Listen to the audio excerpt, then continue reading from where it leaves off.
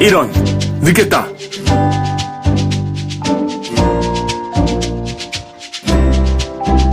안녕하세요.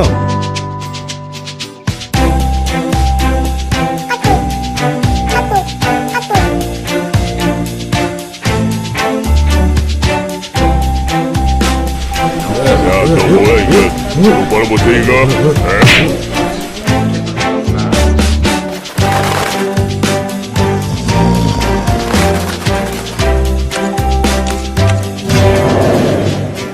뭐야, 이건 예배가 아니잖아!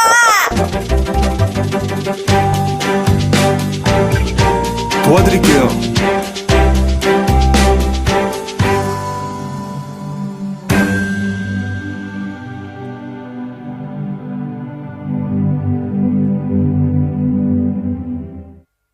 우리 하나님 말씀을 보겠습니다.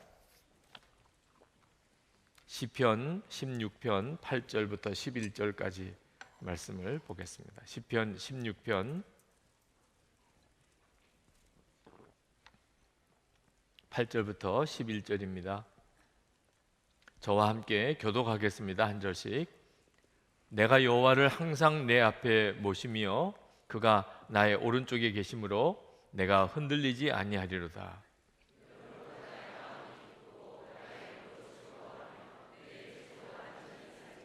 이는 주께서 내 영혼을 수월에 버리지 아니하시며 주의 거룩한 자를 멸망시키지 않으실 것임이니이다.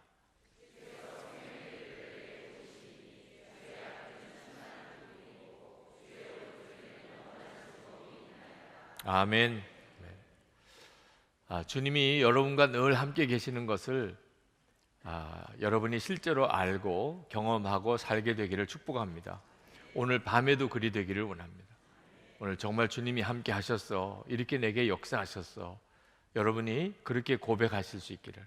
오늘 여러분이 일기를 쓰실 때 주님이 나에게 구체적으로 이렇게 말씀하시고 이렇게 역사하셨어, 정말 놀랍고 너무 감사한 일이야, 이렇게 여러분이 아주 실제적인 주님의 역사하심을 기록할 수 있게 되기를 축복합니다.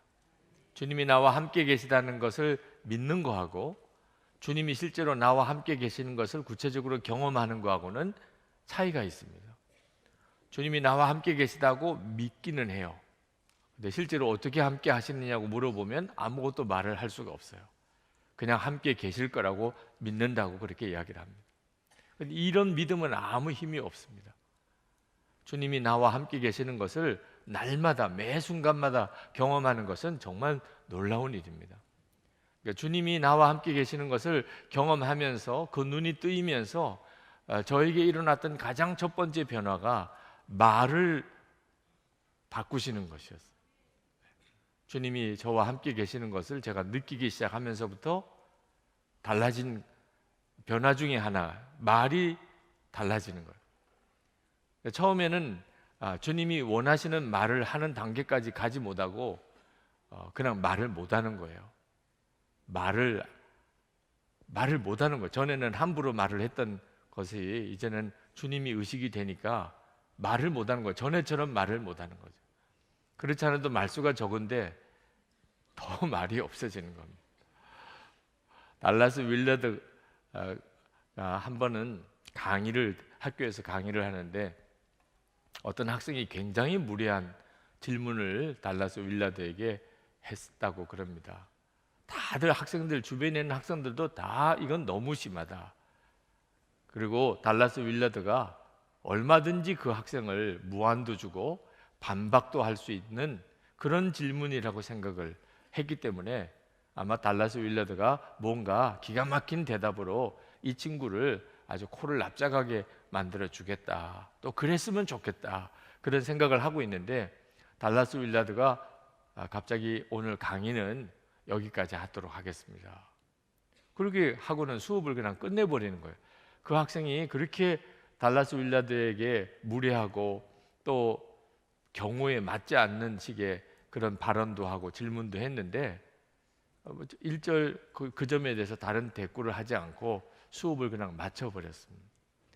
수업이 끝나고 난 다음에 한 학생이 그 달라스 윌러드에게 찾아가서 아니 왜 말씀을 안 하셨느냐, 그 학생에게는 뭔가 따끔한 말이 필요합니다.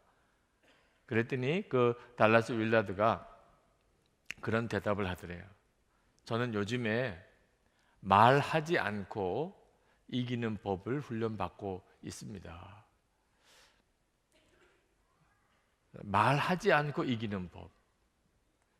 그게 정말 대단한 일이죠. 우리가 왜 자꾸 이기는 삶을 살지 못하냐 하면 너무 많은 걸 말로 해결해 버리려고 하는 거예요. 그런데 주님을 의식하게 되면 그 점이 딱 걸려요. 전에는 다 말로 해결하려고 했던 것이 딱 걸립니다. 말을 못하게 돼요. 여러분, 어떤 사람이 나와 함께 있고 없고는 내 말에 굉장한 차이가 있습니다. 누구랑 같이 있는데 그 사람이 어떤 사람이냐에 따라서 내 말이 엄청 달라지잖아요. 그러니까 주님을 진짜 의식하기 시작할 때 오는 뚜렷한 현상이 말이 달라지는 거예요. 어느 단체에서 저에게 그 메일을 하나 보내는데 그 메일에 이런 문구가 있더라고. 아시시의 성 프란시스가 했던 말입니다. 그가 제자들에게 항상 복음을 전하십시오. 그러나 필요할 때만 말을 사용하십시오. 그 문구가 참 귀해요. 우리는 정말 복음을 전해야 합니다. 항상 전해야 합니다. 그런데 꼭 필요할 때만 말을 써야 되는, 전도를 말로만 해버리려고 하니까 실제로는 전도가 안 되는 거예요. 세상 사람들이 전도를 아주 귀찮게 여기기 시작합니다. 전도는 해야 됩니다. 세상 사람들이 아무리 귀찮게 생각해도 전도해야 돼요. 내 가까운 사람, 가족부터 친척, 내 친구들, 직장 동료들 다 전도 대상자죠. 한순간도 그걸 잊으면 안 됩니다. 그런데 정말 꼭 필요할 때만 말로 전도를 하는, 말로 전도하는 것만 이 가장 효과가 없는 전도니까, 정말 꼭 필요할 때 그때만 말로 전도해야 된다. 주님과 동행하면 이 말이 이해가 돼요. 제가 연변과기대에 꽤 오래전입니다만 갔을 때 받은 충격이, 그 공산권 세계 중국에 기독교 대학이 세워졌는데 다 선교사님들이 교수님이죠. 그런데 조건이 뭐냐면 전도를 하지 못하게 하는 거예요. 성경을 가르치지 못하게 하는 거예요. 그런데 그 대학 안에 졸업할 때가 되면 한 80% 이상이 예수를 믿고 그리스도의 제자로 중국과 전 세계로 그들이 나가는 거예요. 아니, 이런 역사가 어떻게 일어납니까? 참 놀라운 말을 하더라고요. 말로 전도를 못하기 때문에 그런 역사가 일어났다는 거예요. 아니, 말로 전도를 못하니까 이런 역사가 일어나다니요. 선교사님들이 중국에 와서 헌신을 했는데 전도를 못하게 해요. 예수, 하나님, 성령님, 성경에 있는 내용은 말도 못하게 해요. 공산당이 아주 총장실 앞에 공산당 사무실을, 중국의 모든 대학은 공산당 사무실이 대학 안에 있습니다. 그리고 학사 일정과 모든 활동을 다 감시하고 있습니다. 선교사님들이, 교수님들이 우리가 정말 주님의 사랑으로 저들을 사랑하자. 교수, 학생, 신분 다 무너뜨리고 차별 없어요. 학생들처럼 똑같이 생활하고 같이 식당에서 밥 먹고, 오히려 기숙사를 찾아가서 그들을 정말 부모님의 사랑 이상으로 섬기고, 이 아이들이 궁금한 겁니다. 분명히 예수님에 대해서 말 안 했어요. 예수 믿으라고도 안 했어요. 할 수도 없고. 그런데 이건 이해가 안 되는 모습을 보는 겁니다. 분명히 뭐가 있어요. 분명히 뭐가 있어요. 이 교수님들은 분명히 뭘 알고 있어요. 그런데 말을 안 해요. 아, 여러 사람들이 있을 때는 말을 못 하는구나. 그래서 1대1로 조용히 찾아와서 묻는다 그래요. 말해주세요. 분명히 뭔가 알고 계시죠. 우리들이 모르는 무언가를 알고 계시잖아요. 이거 참 기가 막힌 일이죠. 제가 돌아오면서 나는 왜 목회를 하고 사역을 할 때 이런 역사가 없을까? 말로 다 해버리니까 말로. 야, 말을 못한다는 게 하나님의 기회일 수 있겠구나. 그런데 주님과 동행하는 훈련을 이렇게 실제로 해보니까 하나님이 말을 못하게 하시는 거예요. 말을. 여러분들도 주님과 동행하는 훈련을 실제로 해보면 여러분이 실제로 경험을 하게 됩니다. 주님이 나와 함께 계시다, 이걸 믿는 거하고 실제로 그것을 경험하는 거하고는 전혀 다른 문제예요. 여러분도 아마 경험하실 거예요. 주님이 여러분과 함께 하시는 것에 여러분의 눈이 뜨이기 시작하면, 그러면 집에서 부부 사이에 아이들에게 이 말이 달라집니다. 잔소리 없어지게 돼요. 바가지 긁는 거 안 하게 돼요. 주님을 의식하게 되면 말을 안 하게 됩니다. 물론 말을 안 하는 것이 최종 목적지는 아니더라고요. 말을 안 하는 것은 꼭 좋은 일만은 아닙니다. 주님이 원하시는 말을 하는 단계까지 가야 되는 거죠. 주님이 원하시는 말, 주님이 하라고 하시는 말. 주님을 의식하면 주님의 마음이 느껴져요. 뭐 가족을 향해서, 또 직장 동료들에게. 주님의 마음을 의식 안 하면 전혀 그런 마음이 생기지도 않았는데 주님을 의식하니까 주님이 그에게 하고 싶어 하는 일이 느껴져요. 그래서 전에는 안 하던 일을 하는 겁니다. 이제 뭐 커피를 하나 타준다든지. 전에는 한 번도 그 사람한테 커피 타준 적이 없어요. 그런데 주님이 너 오늘은 커피를 좀 타줘라. 세족씩까지는 제가 기대를 안 하겠어요. 발 씻어주라.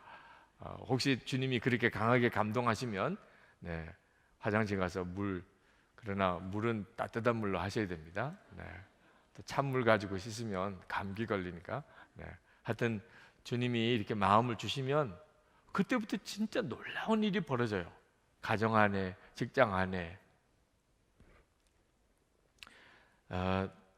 오늘 제가 설교를 3번 했습니다. 아침에 장례 예배 설교하고, 또 연회에서 목사 안수식 때 설교하고, 그리고 오늘 성령 집회 때 또 설교를 하게 됐어요. 사실 오늘 일정이 수지 선한 목자교회 성령 집회 인도하러 가게 될 그런 일정이었는데 일정이 바뀌었어요. 그래서 오늘 저녁에 성령 집회 설교까지 하는데 아침 새벽부터 이 저녁까지 이렇게 일정에 매여 지내면서 힘들다는 생각이 들어요.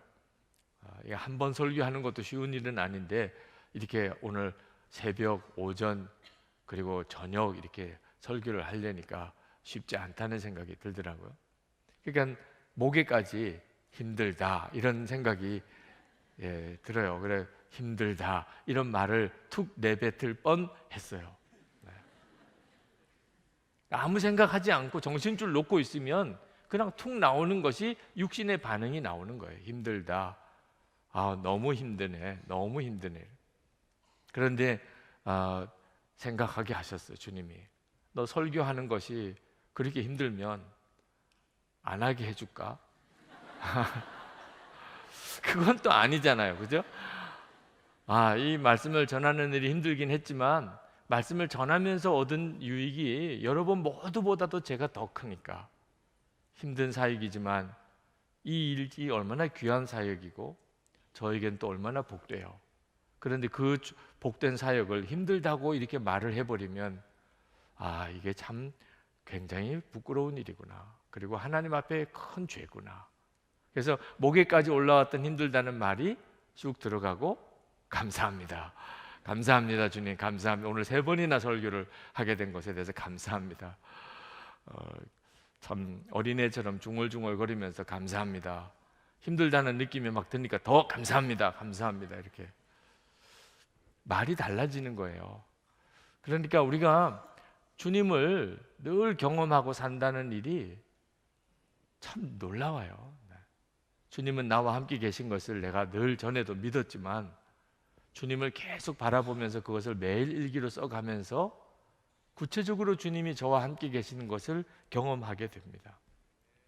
여러분 영성일기를 쓰시라고 할 때 상당히 많은 분들이 매일 자기는 똑같은 하루를 산대요. 아침에 일어나서 출근해서 직장 생활하고 피곤하게 퇴근해서 그리고는 잔다는 거예요. 그럼 무슨 일기를 쓸 일이 있냐? 똑같이 사는데. 여러분, 주님과 실제로 동행해 보면 그 똑같은 하루가 어쩌면 그렇게 다른지 말입니다. 어제 똑같은 그 일과에 의해서 살았던 그 하루와 오늘이 완전히 달라요. 그 변수가 뭐냐면 예수님이세요. 예수님이 나와 함께 하심으로 일과가 완전히 달라져요. 그건 정말 놀라운 일입니다. 제가 매일 합심 기도를 지난 사순절 때부터 지금까지 해옵니다. 사순절이면 끝나는 줄 알았던 분들이 굉장히 실망하셨다는 이야기를 제가 전해 들은 적이 있어요. 그래서 우리 신권사님께 재등록을 받아야 되지 않겠나 이런 생각이 들어요. 사순절로 충분합니다 이러신 분들은 이제 재등록 안 하셔도 되고, 다시 계속하겠습니다 하시는 분들은 재등록을 받아야 할까 그런 생각도 드는데, 그 매일 40일 동안에 새벽 기도를 합심 기도를 기도 제목을 하나님 앞에 받으면서 이렇게 써보니까 말이에요. 전에 내가 쓰지 않았을 때와 너무 달랐어요.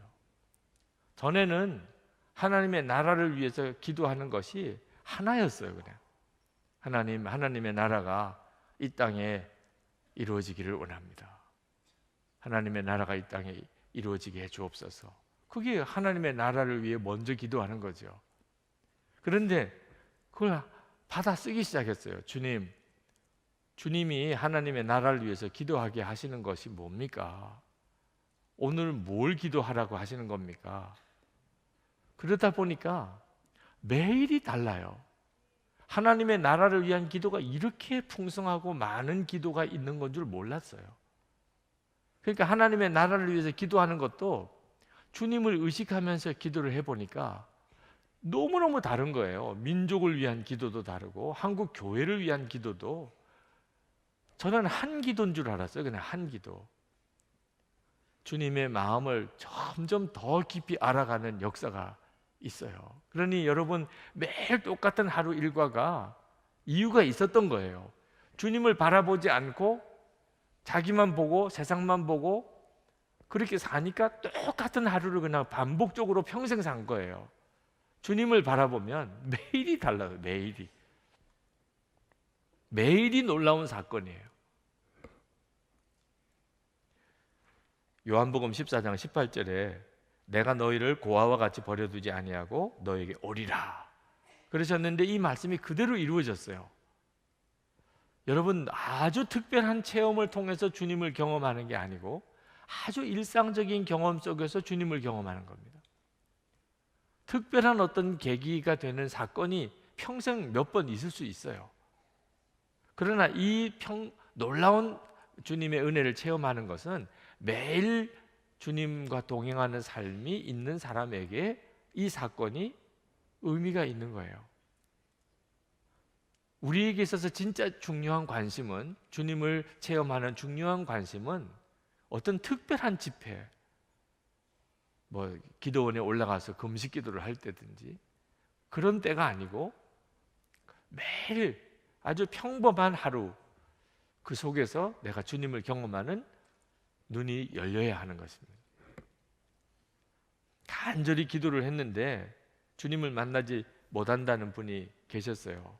성령 집회 때 오셔서 그런 상담을 짤막하게 하셨습니다. 자기는 너무너무 간절하대. 주님을 정말 만나고 싶고 체험하고 싶고, 그래서 정말 그렇게 간절히 기도하고 오늘도 와서 그렇게 하나님 앞에 간절히, 주님, 제가 주님을 정말 만나고 싶습니다. 저와 함께 계시다고 그러는데 저는 모르겠습니다. 정말 저에게 무슨 말씀을 들려주시든지 또는 무슨 기도 중에 체험을 주시든지 오늘도 저와 함께 계시다, 제게도 같이 계시다는 것을 좀 알고 싶습니다. 그리고 기도를 했는데 이 마지막 시간까지 여전히 자기 마음만 간절하지 주님의 역사를 자기가 경험을 못했노라고. 그리고 목사님이 마지막 다 기도 끝나시고 가시는 걸 보고 그냥 쫓아나왔다고. 목사님, 저를 위해서 좀 한 번만 기도해 주세요. 주님이 역사하시는 것을 정말 체험하고 싶습니다. 근데 저에게는 왜 주님이 역사를 안 해주시는지 모르겠습니다. 그러세요. 제가 그분을 보면서 우리가 눈이 뜨이지 않아서 보지 못하는 거구나. 귀가 열리지 않아서 듣지 못하는 거구나. 제가 그분에게 아주 짧은 시간이지만 그렇게 권했어요. 성도님의 마음이 이렇게 간절한, 저는 오늘 한 1000여 명 성도들이 오셨지만 성도님의 마음이 특별히 간절합니다. 그런데 우리의 마음에 주님을 만나고 싶고 주님을 체험하고 싶은 간절한 마음은 저는 지금까지 알기를 전부 성령의 역사입니다. 성령께서 역사하지 않았는데 주님을 갈망하는 마음을 누구도 가질 수 없습니다. 다른 사람보다도 더 특별히 마음이 간절하다면 그는 더 특별한 성령의 역사를 경험하고 있는 것입니다. 제가 성도님을 보니까 너무너무 마음이 간절하십니다. 이건 성령님의 역사가 아니면 뭐라고 설명해야 됩니까? 성령님께서 성도님 안에 너무너무 강하게 역사하고 계신데 성도님은 계속 왜 내게는 주님이 역사 안 하시냐? 참 안타깝죠. 네. 그분이 엄청 우시는 거예요. 그렇게 원했어요. 제 어려운 사정 해결 안 돼도 좋으니까 주님이 저와 함께 계시다는 것만 알게 해달라. 그거 하나만 좀 분명히 알게 해달라. 그냥 막연하게 믿는 거 아니고 주님은 저와 같이 계시구나. 그거 하나만 좀 분명히 알게만 돼도 자기는 소원이 없겠다고. 너무나 분명히 같이 계시잖아요. 아주 일상생활 속에 주님은 우리와 같이 계세요. 그리고 우리가 부인할 수 없는 체험을 주세요. 만약에 여러분이 그 사실에 대해서 아직도 막연하시면 구하세요. 성령님, 제 눈을 열어주세요. 주님이 제게 지금 역사하시는 것이 무엇인지 알게 해주세요. 여러분의 마음의 생각 속에 주님은 말씀하고 계시고 지금 여러분의 형편 속에 주님은 여러분을 이끌고 계세요. 24시간 예수님을 바라보면 반드시 다 동일하게 주님이 나와 같이 계시구나 알게 돼 있어요. 24시간 주님을 바라보라는 것은 꼭 기도하고 성경만 읽으라는 거 아닙니다. 많은 분들이 24시간 어떻게 주님만 바라보네요. 그건 기도하고 성경 보라는 식으로만 이해하고 있기 때문에 24시간 주님을 바라볼 수 있어요. 내가 어떤 사람을 만날 때 주님을 생각하는, 내가 밥을 먹을 때 주님을 생각하는. 제가 여러분들에게 이렇게 설교를 할 때 전에는 내가 설교를 지금 잘하고 있나? 조는 사람은 없나? 잘 들으시기는 하나? 그런 관심이 너무 많다 보니까 설교하면서도 주님을 생각하지 못했었어요. 여러분들도 설교를 들으실 때 저만 지금 바라보시는 분들도 있으실 거예요. 그렇죠? 아직까지 우리가 주님을 계속 바라보는 것에 대해서 정말 일상생활에서 훈련을 받지 못했기 때문에 주님의 은혜 안에 주의 말씀을 전하고 주의 말씀을 듣는 시간에조차도 전혀 주님을 의식하지 못할 수 있는 거예요. 꼭 설교를 듣거나 말하는 시간이 아니고 사람을 만날 때 무슨 일을 할 때 계속 주님을 의식하는, 그게 24시간 주님을 바라보는 겁니다. 그러면 그때는 깨닫지 못했어도 지나고 나면 주님이 그렇게 역사하셨구나, 그게 깨달아져요. 지나고 난 다음에라도 깨달아져요. 그래서 영성일기를 써보시라는 겁니다. 다윗이 될 수 있었던 것은 다윗의 오늘의 고백 때문입니다. 다윗은 이렇게 고백했어요. 내가 여호와를 항상 내 앞에 모시며. 이것이 다윗의 갈망이었고 믿음이었고 소원이었어요. 하나님을 항상 내 앞에 모시며 그가 나의 오른쪽에 계심으로 내가 흔들리지 아니하리로다. 다윗은 언제나 보이지 않은, 다윗에게 하나님이 보였겠습니까? 그래도 다윗은 항상 하나님이 눈앞에 계시다고, 항상 오른쪽에 계시다고 믿었어요. 그게 다윗의 삶을 다르게 만든 거였습니다. 그런데 여러분, 우리는요, 우리 안에 오셨어요. 우리 안에. 내 앞에 계셔도 내 옆에 계시다고 믿어도 그 참 다윗의 삶이 이루어진 건데 우리는 우리 안에 오셨다. 다윗이 그렇게 모든 순간에 하나님을 의식하고 살아보려고 했더니 9절에 이러므로 나의 마음이 기쁘고 나의 영도 즐거워하며 내 육체도 안전히 살리니. 항상 주님을 일상적인 생활 속에서 주님을 의식하려고 하니까 그 심령이 살고 기쁨이 넘치고, 그리고 11절에 주께서 생명의 길을 내게 보이시리니 주의 앞에는 충만한 기쁨이 있고 주의 오른쪽에는 영원한 즐거움이 있나이다. 다윗의 삶이 항상 좋았기 때문에만 그랬을까? 아니에요. 다윗도 다윗의 생애를 쭉 읽어보면 기가 막힌 어려움이 많았고 오늘 여기 계신 우리 어떤 사람보다도 더 어려운 삶을 다윗이 살았습니다. 그런데도 다윗은요, 기쁨이 충만한 삶을 살았노라고 고백하고 있습니다. 그게 바로 항상 하나님을 내 눈앞에 모시고 살았던 것. 그 24시간 주님을 바라보시라고 권해드리는 이유예요. 그런 말을 듣고도 흘려버리는 분은 경험 못 하시겠지만 그렇게 해보자. 24시간이 걸리는 분이 있으시더라고요. 그런 말만 들으면 짜증난다는 분도 계세요. 제발 그렇게 반응하지 마시고, 네? 24시간 바라보시라고 하는 말을 그렇게 아주 정말 어떻게 그렇게 할 수 있냐? 아마 유기성 목사도 못 할 거야. 자기도 못하면서 남 보고 하라니, 이렇게 이제 하지 마시고, 네. 정말 생각날 때마다 의식적으로라도 계속 주님을 바라보시라고 하는 뜻으로 권해드리는 거죠. 네.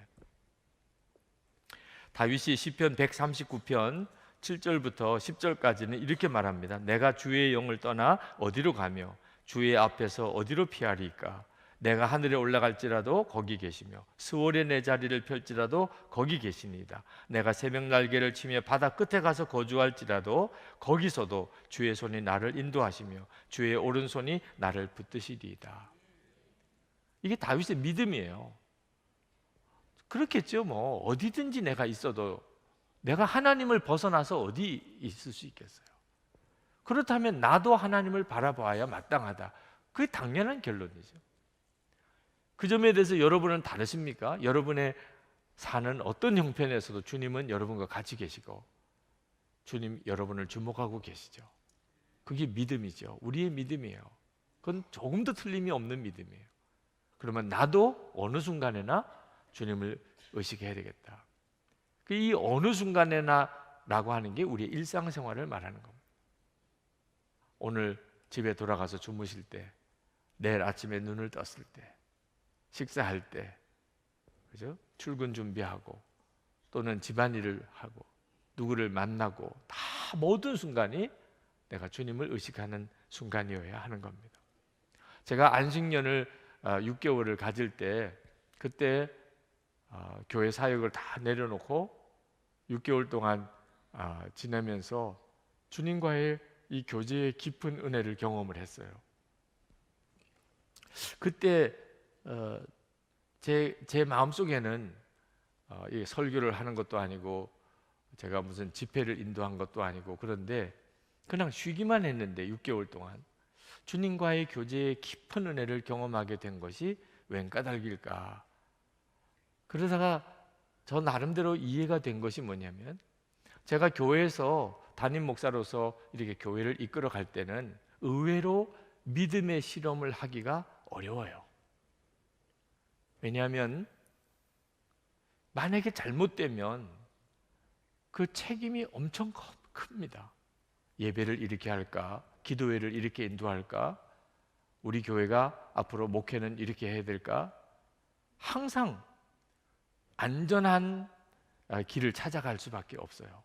성도들이 너무 많잖아요. 혹시라도 잘못 판단하면 그것 때문에 성도들이 마음 상하거나 또는 믿음의 흔들림이 오거나 교회가 어려움을 처하면은 여러분 담임 목사라고 뭐든지 마음대로 할 수 있는 거 아니에요. 오히려 더 마음대로 못해요. 규모가 작은 규모일 때는 또는 부목사일 때는 좀 믿음의 실험도 해볼 수 있어요.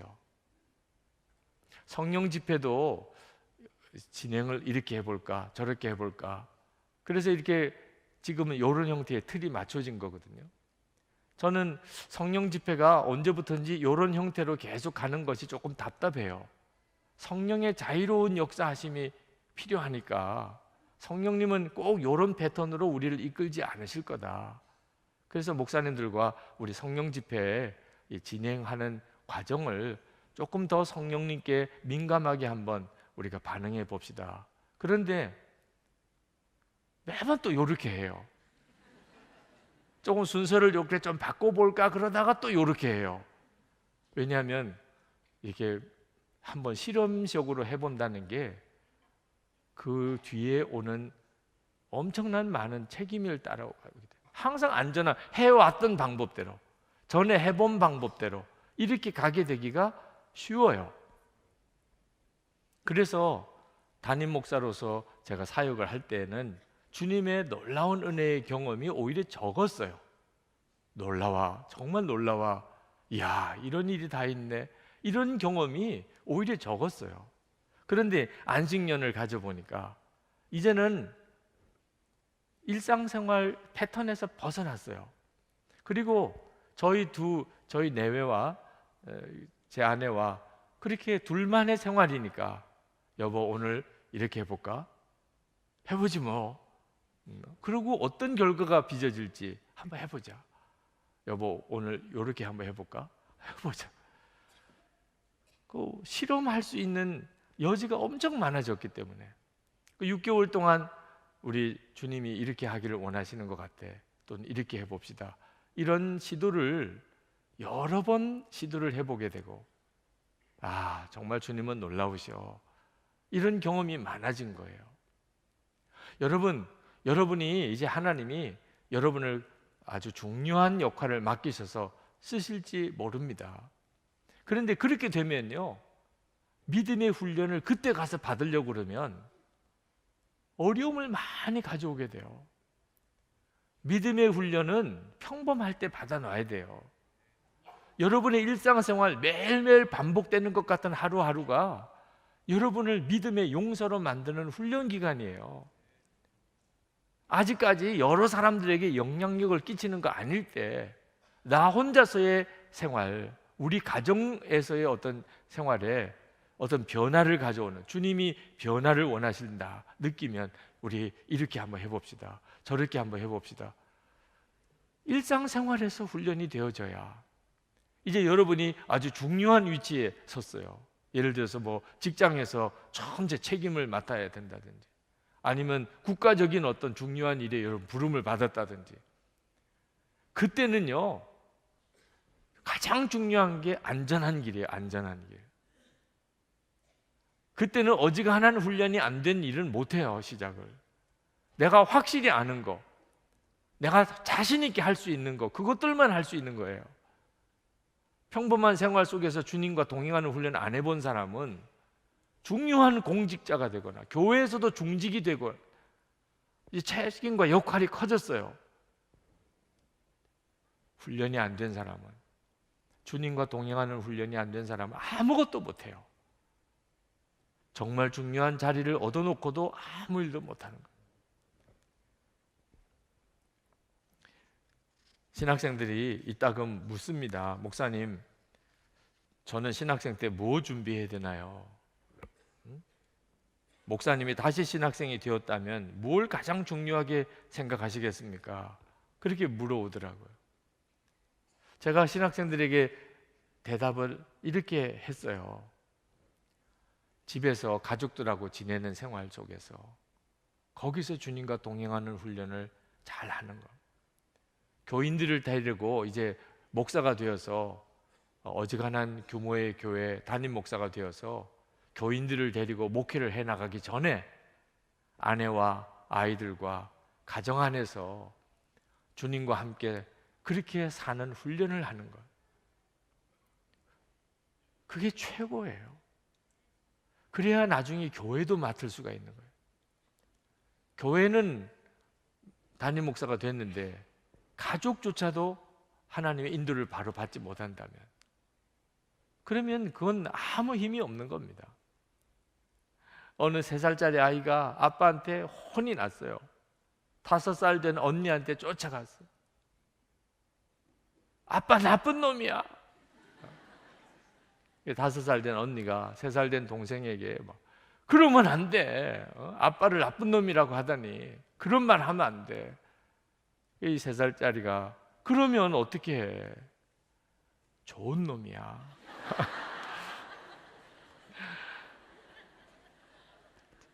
가정이 어려워요.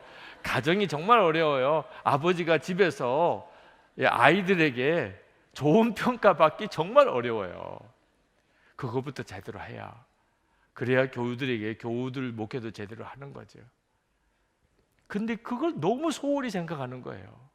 평범한 일, 아주 일상적인 일, 가정에서의 내 삶에 대해서 하나님이 나에게 훈련시킨다고 하는 것을 잊어버리고 있는 거예요. 그리고는 지루한 일상이라고 생각해요. 그건 지루한 일상. 하나님 나에게 좀 큰 거 맡겨주세요. 나에게 좀 멋있는 일을 좀 하게 해주세요. 너가 매일매일 살아가는 생활에서 좀 제대로 한번 해봐라. 실제로 요셉이 얼마나 지루한 훈련을 받았나요? 종살이 하면서, 감옥살이 하면서 얼마나 지루한 훈련을 받았나요? 모세가 40년 동안 미디안 광야에서 얼마나 지루한 훈련을 받았나요? 아브라함은 100세가 될 때까지 얼마나 지루한 기다리는 훈련을 했나요? 하나님의 종들은요, 일상생활 속에서 그렇게 훈련을 했어요. 그러므로 우리의 일상생활은요, 주님과 동행하는 매우 중요한 훈련이에요. 아침에 눈을 떴을 때 기대감을 가져야 돼요. 주님, 오늘은 또 주님과 어떻게 하루를 살아갈까요? 주님, 어제보다는 좀 더 멋있게 제가 한번 해보고 싶습니다.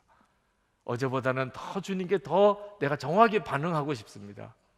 어제는 아쉬움도 많았는데 주님 잊어버린 적도 많았고, 오늘은 더 주님께 제가 반응해보고 싶습니다. 다시 시작하시죠. 오늘 또 한번 새로 해보시죠.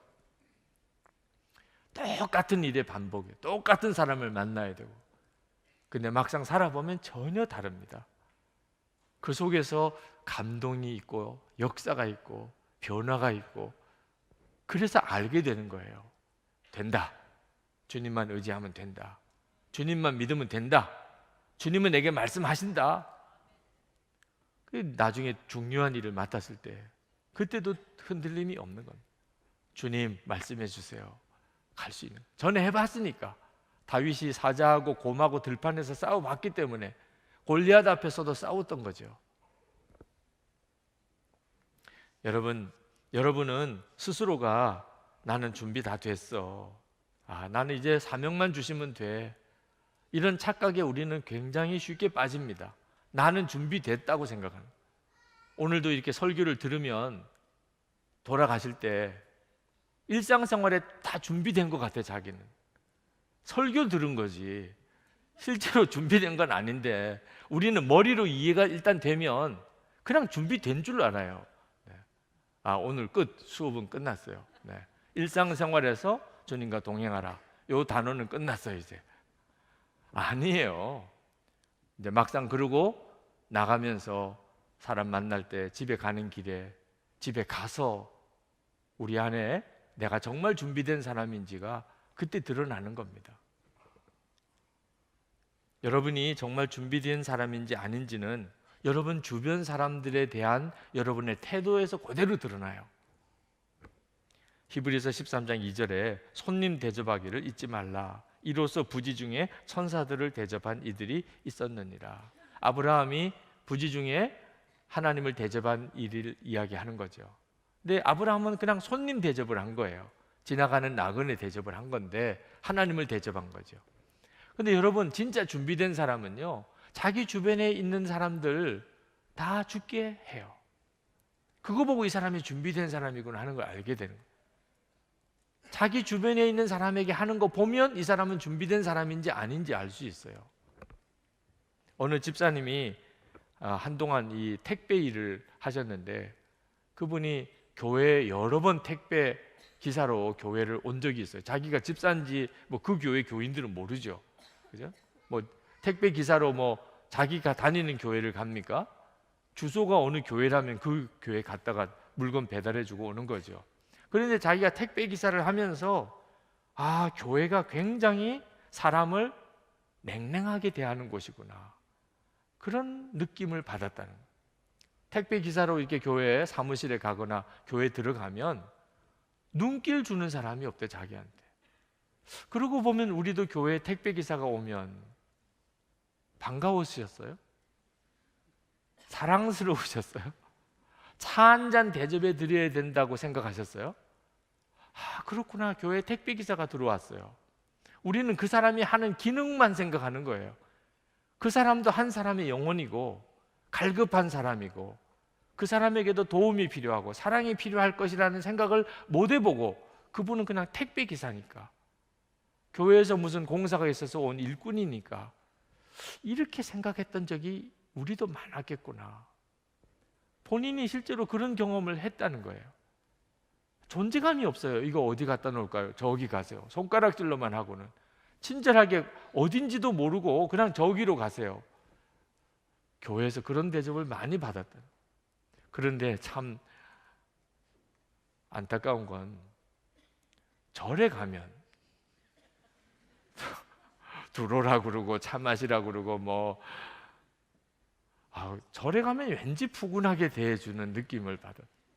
그게 꼭 그게 정확한 일인지 본인이 가지고 있는 생각 때문에 그렇게 느껴졌는지 모르지만 그 집사님이 그런 표현을 하는 것을 듣고 마음이 안타깝더라고요. 그러니까 우리가 진짜 준비된 사람인지, 선한목자교회가 한국교회를 위해서 준비된 교회인지는 사실 교회 배달하러 온 사람들, 이런 사람을 교회가 어떻게 맞이하느냐에 따라서 달라요.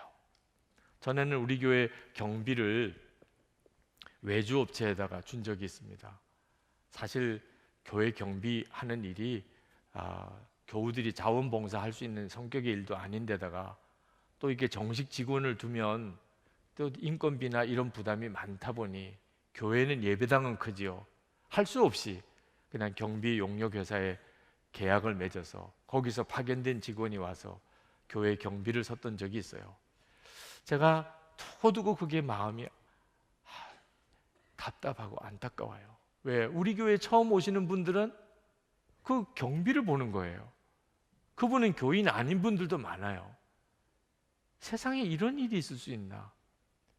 교회 처음 오시는 분이 선한목자교회가 어떤 교회인가, 거기에 앉아 계신 분의 모습을 보고서 교회를 아는 거거든요. 그래서 조금 쉽지 않지만 우리가 교회 경비하시고 환경미화 다 우리 교회 정직원으로 받읍시다.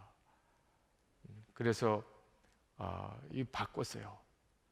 재정적인 부담은 좀 더 됐고 우리 교회 가족으로 자원봉사로 일부 충당하고 그리고 교회 우리 같은 직원으로, 그래서 그분들을 교우들을 대할 때 어떻게 해야 될지 우리 마음을 같이 공유하도록,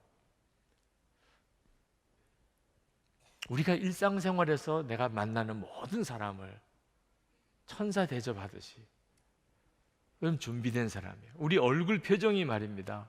그게 내가 얼마나 준비된 사람인지를 보여줘요. 한 번은 지나가는데 어떤 분이 얼굴이 굉장히 어두워요. 제가 가슴이 좀 철렁했어요. 오늘 교회 와서 힘드셨겠구나. 그러니까 얼굴이 저렇게 굳어있고, 설교에서 뭐가 은혜가 안 됐든지 교회에 와서 뭐가 어려운 일이 있든지 그러시구나. 그래서 참 말 붙이기도 조심스러운 그런 형편이지만 어떻게 해요? 지나가는 길에 안녕하시냐고 인사를 드렸더니 저를 이렇게 딱 보시더니 얼굴이 확 펴져요. 한편으로는 좀 마음이 이렇게 위로가 됐어요. 아주 마음이 다쳐져 계시거나 그러신 건 아니구나. 저를 보고는 그렇게 웃으시고 좋아하시니까. 그런데 그 평소에 얼굴이 어두우신 게 늘 걸리더라고요. 반가운 사람 만나면 웃지만 그렇지 않을 때는 또 내 얼굴이 어두워요.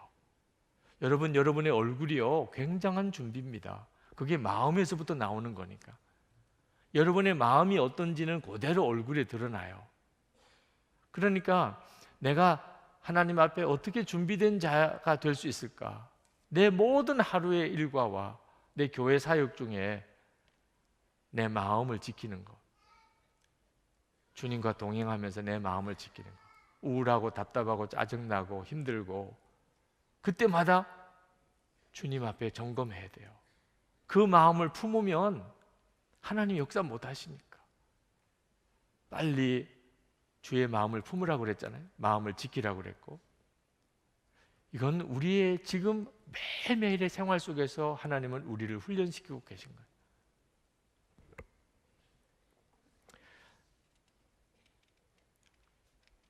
그 수도원 생활하면 영성 생활 잘 훈련 받겠죠. 그죠? 제가 이스라엘에 한 40일 있을 때, 그때 그 베들레헴에서 한 20분 정도 들어가는 거리에 마르사바라고 하는 수도원이 있었는데, 그 수도원에 갔어요. 기드론 골짜기에 있는 수도원인데, 그 기드론 골짜기가 굉장히 깊더라고요. 그리고 거기서 보는 유다 광야가 정말 영감이 있어요. 거기에 아주 오래전부터 수도원을 만들어 놓고, 그리고는 여자는 일절 가까이 갈 수도 없게 그렇게 해놓고, 그 기드론 골짜기 암벽 곳곳에다가 수도사들이 굴을 파놓고 거기서 평생을 사는 거. 그렇게 살다가 거기서 죽은 거예요. 그분들이 원하는 것은 오직 24시간 주님을 바라보려고 하는. 그 수도원에 가서 여러 가지 많은 생각을 했습니다. 야, 이렇게까지 하면서 주님과 가까워지려고 했던 그분들의 그 흔적을 이렇게 보면서, 그런데 생각했어요. 다 이렇게 와서 여기서 24시간 주님을 바라봐야만 한다면 이게 하나님의 뜻이었을까? 하나님의 뜻은 우리가 가족들과 함께 같이 지내고, 아침에 같이 일어나고 밥에서 먹고, 직장과 학교로 갔다가 다시 또 저녁에 만나고, 우리의 늘 일상생활 속에서 주님과 24시간 동행하기를 원하는 거지. 그런 생각이 들었어요. 우리가 이렇게 영성일기를 쓰고 속회별로 나눈 방을 가지고 이렇게 하는 이 일이 사실은 수도원에 들어가서 영성 훈련 받는 것보다 훨씬 하나님이 기뻐하는 일이라고 생각이 돼요. 여러분의 마음이 열리기만 하면, 아, 그렇게 내가 훈련 받아야 되겠다. 내가 매일매일의 생활 속에 주님과 동행하는 훈련을 내가 받아야 되겠다. 이보다도 더 좋은 방법이 없어요. 오늘 우리가 하나님 앞에 기도하시기 원하는 것은, 하나님, 제 일상생활을 제가 가치 없는 것으로, 내가 원하는 어떤 것이 이루어지기까지 답답하게 기다려야만 되는 그런 무의미한 하루하루로 내가 넘기지 않게 해주소서. 주님, 어떤 일을 나에게 준비하셨는지 나는 모르지만 하루하루가 나에게는 더욱 소중합니다. 오늘 하루 살았던 거, 내일 하루 내가 또 살아가는 거, 주님이거든요. 초점은 주님이거든요. 주님과 함께하면 내가 뭐 세상 없이 높은 자리에서 무슨 큰 일을 할 때나 아주 평범한 일상생활 속에서 내가 살 때나 똑같은 거거든요. 그때나 지금이나 내 관심은 오직 주님이시니까, 주님과 함께 하루를 사는 훈련을 오늘도 또 새롭게 하겠습니다. 여러분에게 그 눈이 열리기를 축복합니다. 오늘 이제 우리 기도하실 때 여러분의 마음속에 가치 없게 여겼던 일상생활, 의미 없는 생활, 고생스러운 삶이 다 하나님의 놀라운 훈련, 주님과 동행하는 놀라운 체험의 자리가 되어지게 되기를 축복합니다. 그리고 하나님이 그 일에 대해서 여러분에게 회개할 것도 주시고, 그리고 감사하게 깨달을 것도 주시고, 그리고 결단할 것도 주시기를 원합니다. 찬양 중에 우리 너무나 잘 아는 오 신실하신 주라는 찬양이 있습니다. 하나님 한 번도 나를 실망시킨 적 없으시고 언제나 공평과 은혜로 나를 지키셨네. 오 신실하신 주, 오 신실하신 주, 내 너를 떠나지도 않으리라, 내 너를 버리지도 않으리라, 이후로도 영원토록 나를 지키시리라 확신하네. 여러분, 이 찬양을 한번 같이 부릅시다. 하나님은 정말 그렇게 하시는 하나님이시니까.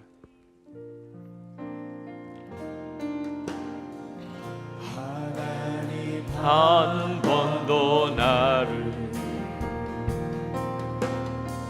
실망시킨 적 없으시고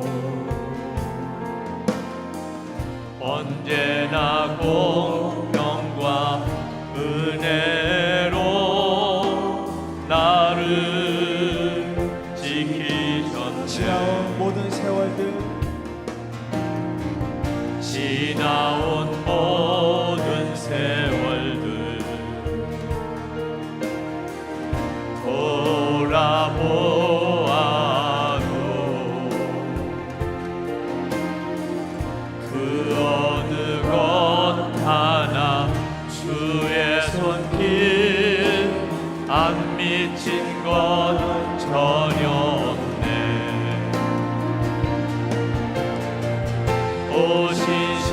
오신실하신 주,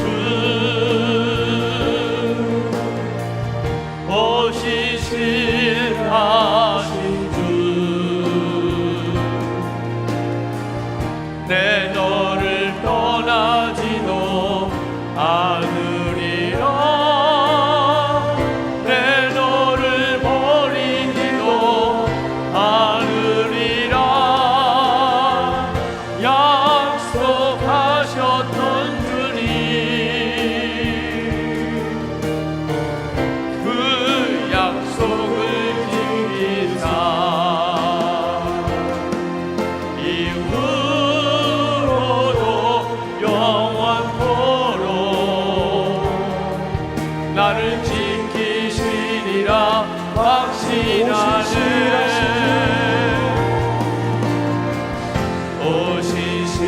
오신실하신 주,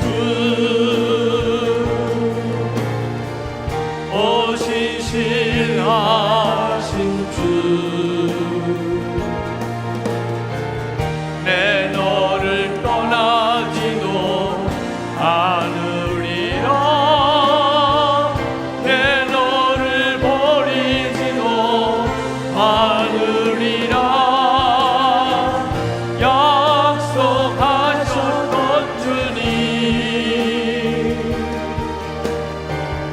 그 약속을 지키사 이후로도 영원토록 나를 지키시리라 확신하네. 이제 우리 기도하실 때 오늘 정말 내 일상생활 중에서 주를 바라보는 눈이 분명히 열리기를 원합니다. 저는 일상생활 중에 주님과 동행하는 바로 그 사람이 되고 싶습니다. 그렇게 간절히 기도하고 싶은 마음이 있어서 강단 위에까지 나와 기도할 분들, 기도 시작하면 언제든지 올라오셔서 기도하시기 바랍니다. 여러분 중에 특별히 안수기도를 받을 육신의 질병을 가지고 있으신 분들, 아랫단으로 내려오셔서 기도하고 계시면 나중에 안수기도 시간에 기도 받으실 수 있겠습니다. 이제 우리 간절한 마음으로 우리 몇 번 기도를 같이 하겠습니다. 첫 번째는 내가 일상생활에서는 훈련되지 못한 채 큰 일만 맡겨달라고, 큰 문제만 해결해 달라고 그렇게 하나님 앞에 조르고 불평했던 거 회개합시다. 하나님, 저에게는 일상생활에서의 주님과 동행의 훈련이 필요합니다. 주님, 제가 그것도 깨닫지 못하고 내 얼굴이 준비된 자가 아니고 내 주변 사람에게 내가 죽게 하듯이 하지도 못하면서 하나님, 제가 엉뚱한 것만 붙잡고 기다리고 불평하고 원망했습니다. 주여, 이제는 제가 일상생활에 눈이 뜨이기 원합니다. 제 매일매일의 생활 속에서 주님과 동행하기 원합니다. 우리 간절히 주여 한번 부르짖고 기도하겠습니다. 주여! 할렐루야. 크시고 놀라우신 하나님의 은혜를 하나님 감사합니다. 감사합니다. 하나님 역사하시는 주님, 주관하시는 주님, 놀라우신 주님의 은혜를 하나님 감사합니다. 아버지 하나님, 하나님의 손에 우리 자신을 하나님 맡깁니다. 하나님, 종의 모든 일거수일투족을 주님께 부탁합니다. 아버지 하나님, 주님의 역사는 지금 이 시간에 함께 하시고 바로 이 시간에 이 순간에 하나님 함께 하심을 믿습니다. 아버지 하나님, 모든 불평과 원망과 조르는 일들을 이 시간에 주님 앞에 내려놓습니다. 하나님 큰 일만 생각했지 하나님 지극히 작은 것 하나를 신경 쓰지 못했던 일들을 주님 용서해 주시기를 원합니다. 아버지 하나님, 오늘도 주님 앞에 이렇게 나와 하나님의 은혜 앞에 섭니다. 말씀 앞에 섭니다. 하나님 성령님의 역사 앞에 섭니다. 주관해 주시기 원합니다. 하나님 함께해 주시기 원합니다. 사랑하는 성도들을 주의 손에 붙들어 주시기를 원합니다. 오늘도 하나님의 능하신 손에, 하나님 권능의 손에 사로잡아 주시기를 원합니다. 아버지 하나님, 일상에서 주님을 바라보겠습니다. 하나님의 손에 우리 자신을 온전히 드리겠습니다. 아버지 하나님, 눈 열어주소서. 사모함에 갈급한 마음에 더욱 역사해 주소서. 기도의 영을 부으소서. 하나님, 하나님 기도의 영을 부으소서. 지금 이 시간에 주님을 바라보게 하소서. 지금 이 시간에 역사하시는 주님을 의지하게 하소서. 주의 말씀을 듣는 귀를 열어주소서. 하나님, 주의 역사를 보는 눈을 열어주소서. 하나님, 주의 만지시는 손을 이 시간에 경험하게 하여 주시옵기 원합니다. 오 나의 하나님, 사랑하는 성도들 하나님의 손에 붙들어 주시기 원합니다. 이 밤에 하나님의 손에, 주의 권능의 손에, 주의 은혜의 손에 온전히 사로잡아 주시기를 원합니다. 아버지 나의 하나님, 아버지 나의 하나님, 오 나의 하나님, 주님의 은혜 감사합니다. 역사하신 주님 감사합니다. 불러주신 주님 감사합니다. 주님 말씀해 주시는 주님 감사합니다. 나의 주여, 나의 하나님, 은혜르신 하나님, 주관하신 하나님, 들어주신 하나님, 들어주셔서 힘을 더하소서. 축복해 주셔서 하나님 함께 하소서. 오 주 예수님, 긍휼과 은혜를 더하시기 원합니다. 오 하나님, 긍휼과 은혜를 더하시기 원합니다. 아버지, 이 시간에 가족들과 함께 할 때 그때 주님을 주목하게 해주소서. 주님, 교인들과 함께 할 때 그때 죽게 하듯이 할 수 있게 해주소서. 주님, 제가 만나는 모든 사람들에게 제가 주의 은혜의 얼굴이 되게 해주소서. 우리의 마음이 주님과 함께하는 사람이 되게 해주옵소서. 주여, 나를 쓰소서. 사랑하는 가족들과 가까운 사람들에게 나를 사용하소서. 우리 주여 한번 부르짖고 기도합시다. 주여, 사모합니다. 하나님, 갈망합니다. 하나님, 형들을 위하여 하나님 기도합니다. 하나님, 나의 사랑하는 이들을 하나님 붙이신 주여, 은혜로우신 하나님이여, 하나님 역사해 주셔서. 아버지 하나님, 은혜에게 하나님 사랑하는 딸들에게 하나님 주의 은혜의 도구가 되기를 원합니다. 하나님, 교회에서 만나는 모든 이들, 주의 사랑하는 모든 성도들에게 하나님 주여 부딪히고 만나고 하나님 겪는 모든 하나님 이들에게 하나님 주여 저를 사용하여 주소서. 하나님, 일상적인 일 속에 저를 쓰소서. 하나님, 일상적인 삶 속에서 저를 쓰소서. 하나님, 나의 하나님, 아버지, 나의 아버지, 아버지 하나님, 주여 사람들을 향한 축복의 통로가 되게 하시고 하나님 주의 은혜의 도구가 되게 하여 주시고 하나님, 만나는 사람들과 겪는 모든 일 속에 하나님의 도구가 되기를 원합니다. 아버지, 나를 사용하여 주셔서. 아버지, 아버지 나를 쓰소서. 아버지, 주의 마음을 부어주시고 주님의 행할 일을 알게 하시고 주님의 역사를 깨닫게 하시고 하나님의 은혜를 온전히 누리게 하여 주시기를 원합니다. 아버지 하나님, 나의 하나님, 죽은 순교보다 하나님 살아있는 순교가 더 어렵다고도 하신 하나님, 가정 안에, 하나님 직장 안에서 주의 종으로 살게 하시고 하나님의 기뻐하는 자로 살게 하시고 하나님 영광 위에 살게 하여 주시기를 원합니다. 오 주 예수님, 오 놀라우신 주님, 오 주님 역사하소서. 사모하는 성도들의 심령에 역사하소서. 발급한 심령에 역사하소서. 안타까워하는 심령에 역사하소서. 기도의 문을 열어주소서. 주님, 기도의 문을 열어주소서. 주님, 오 주여, 갈급한 심령에 하나님의 역사를 도와주시고 주의 은혜를 도해 주시기를 원합니다. 오 하나님, 약속하셨던 주님, 그 약속을 지키사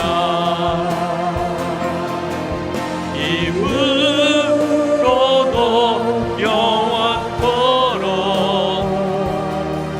나를 지키시리라 확신하네.